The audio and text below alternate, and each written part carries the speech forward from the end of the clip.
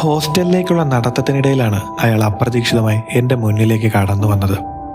വേഷവും ഭാവവും നന്നെ മുഷിഞ്ഞിട്ടുണ്ട്. ഒരു കള്ളുകുടിയനാകും, അല്ലെങ്കിൽ ഒരു ഭ്രാന്തൻ. എന്തൊരു മനുഷ്യനാണ് അയാൾ. ഞാൻ പല്ലിറുമി. പേടിക്കണ്ട എന്നയാൾ പലയാവർത്തി പറയുമ്പോഴും പേടിയോടെ ഞാൻ അയാളിൽ നിന്നും അകന്നു മാറി. അയാളുടെ പുലമ്പലുകൾക്ക് കാതുകൊടുക്കാതെ ഞാൻ നടത്തത്തിന് വേഗം കൂട്ടി.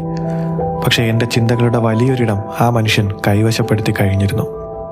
ആദ്യം കണ്ടുമുട്ടുന്ന അപരിചിതർ തന്നെയല്ലേ പിന്നീട് പിരിയാനാകാത്ത പരിചിതരാകുന്നത്. ഒരുപക്ഷെ ഇസ്തിരിയിട്ട വസ്ത്രങ്ങളും ചീക്കിയൊതുക്കിയ തലമുടിയും ഉണ്ടായിരുന്നെങ്കിൽ അയാൾ എന്താണ് പറയുന്നതെന്ന് കേൾക്കാൻ ഞാൻ ക്ഷമ കാണിക്കുമായിരുന്നില്ലേ. ചില നേരത്ത് മനുഷ്യരങ്ങനെയാണ്. പുറംമോടിയിൽ ആകൃഷ്ടരാകും. അത് വെച്ച് അവരെ വിലയിരുത്തും. എത്രയൊക്കെ വേറിട്ട് നിൽക്കാൻ ശ്രമിച്ചാലും ഞാനും അവരെ പോലെ പച്ചയായ ഒരു മനുഷ്യൻ തന്നെ. രണ്ടുപേര് ചേർന്നൊരു പുസ്തകം എഴുതുന്നത് പുതുമയൊന്നുമല്ല. എന്നാൽ രണ്ട് സ്ത്രീകൾ ചേർന്ന് എഴുതിയ